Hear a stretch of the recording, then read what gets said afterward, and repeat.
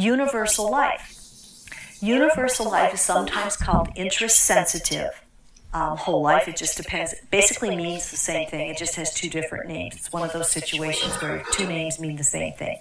Universal life has a stated interest rate, which is what grows the cash value, and that is stated for 1 year at a time. Every year when the policy renews, the insurance company is going to look at the interest rate that their universal policy is paying you, and they're going to look and see what the prevailing interest rates are out in the marketplace, what are loan rates, what are interest rates at banks, things like that. So if the interest rates are higher now, they may offer you a higher interest rate for the next year.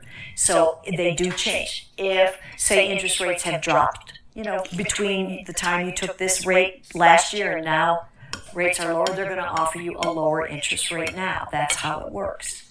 Now, universal policies now do have kind of a bottom. They have a minimum interest rate, for example, 1 to 2%. So if interest rates really dropped very, very low, at least your policy would make 1 or 2% interest, and your cash values would still be growing a little bit. So it's a little bit of protection for the insured. But the annual rate is literally reviewed and changed according to the rates at the time it comes up for renewal every year.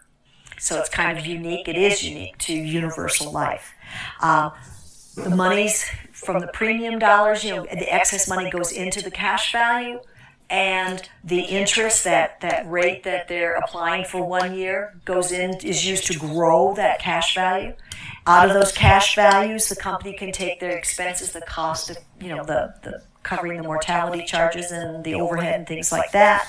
And then you as the insured could take loans and or withdrawals from the cash value. So it's just a kind of a different structure.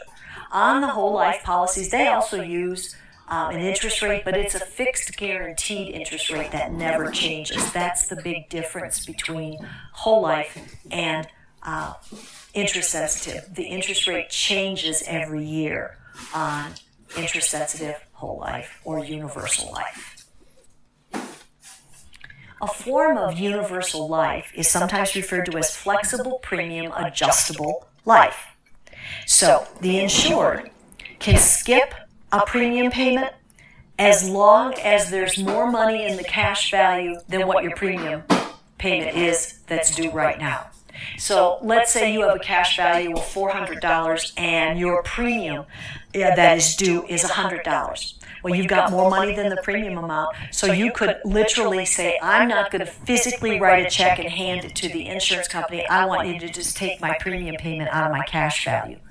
You can do that.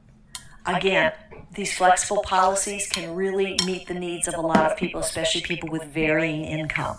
So it's a good thing that they can do that. So the cash values, always have to be more, of course, than what you need to cover your premium.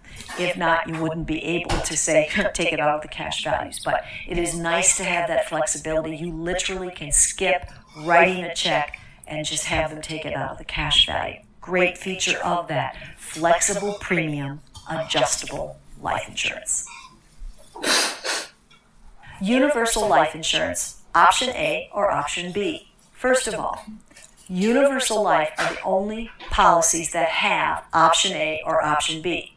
So if you have a test question asking you about option A, option B, you just remember the answer has to be some type of universal life insurance policy. So that's a clue right there. Okay. So with option A, you get a level death benefit. You can see the chart shows that the death benefit, when you first start out in the early years, there's a certain amount of death benefit there, and it is level, and then it reaches a point where the death benefit starts to go up as the cash value is growing. Because remember, you don't want the two to equal until age 100, because these are still permanent policies. They all go up to age 100. But if you look at option B, you have a decreasing from the beginning, usually starting out at less than what the death benefit would be on option A, but it increases gradually over time, and you can see the cash value grows, more slowly because of that. So it's just a difference of, how you want the policy to perform or what you want it to do. Typically, generally, the option A has a cheaper premium. Sometimes the option B can be quite expensive. So people often like the idea of this increasing death benefit, but then when they see the cost of the premium, they go back and take option A. But again, it's going to be totally whatever is going to work best for the client. So it's nice to have that flexibility.